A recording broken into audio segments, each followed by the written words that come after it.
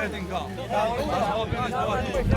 largoje të gjitha mjetët dhe të hike nga Kaqinari. Gjithë dokumentacioni i firmës koncesionare për hidrocentralin e Kaqinarit është bë mbi bazë falsifikimesh.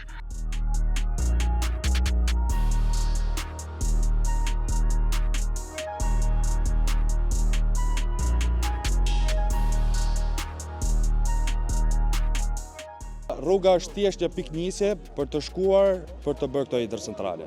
Nuk ka pasur kur konsultime me banorët. Kur. As nga qeveria lokale më pashme, por as nga qeveria lokale që është e tanishme. Ato firma që ka marrë firma ndërtuese janë firma ilegale, pra janë firma që nuk ekzistojnë. Firmat e vërteta janë të këtyre banorëve që shikoni këtu për rreth me herë.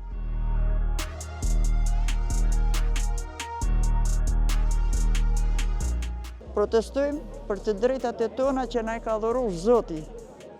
Nuk na i ka dhënë asnjë njeri përveç Zotit. Mbi Zotin nuk mund dalë asnjë njeri. Çka kërkojnë pjesën e huaj? Është dhuratë e Zotit. Ma jape me shkrim që e kam prej shtetit, po s'ka shtet që të vjen në të myt e të merr ujë. Unë që nesër shkoj në burg. Nuk e kam fare frek jetën më. Fëmijët i kam martuar, i kam stabilizuar. Janë të prit marrë nga Kaqinari, me rregullu shtëpinë, se më është prish pak, me jetu nga Kaqinari.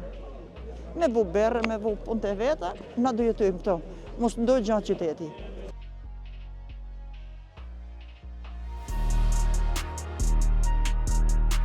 Jemi plotësisht dakord që projektet tilla të na sjellin, të na vinë njëkohësisht ky projekt të kalojë dhe do ishte mirë për ne si këshilltar ta kalojmë në mënyrë unanime gjithësi.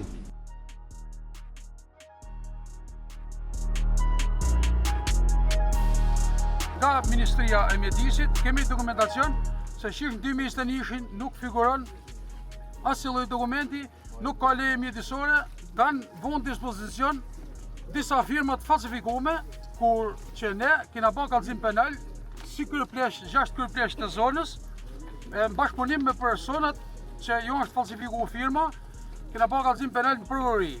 Personat i kena njoftuar që mos të vazhdojnë punimet, kanë vazhduar punimet. Kam mbi 7 vjet që luftoj me të zonën për të mbroj ujtë e pishëm. Ujtë e pishëm, ujtë e zallit, do me na marrë, po na luftojnë me institucione, me shtet, kanë pagu lek, në zyrat e policisë, në zyrat e shtetit, në zyrat ashtu, për të marrë pa letra, pa dokumenta, pa asgjë, pa dogërsinë e zonës. Ne kena mbledh mbi 1000 firma kundra, këtë zona kundra, 95% janë të kundra. Çka ka qenë dokumentacion për shërbim?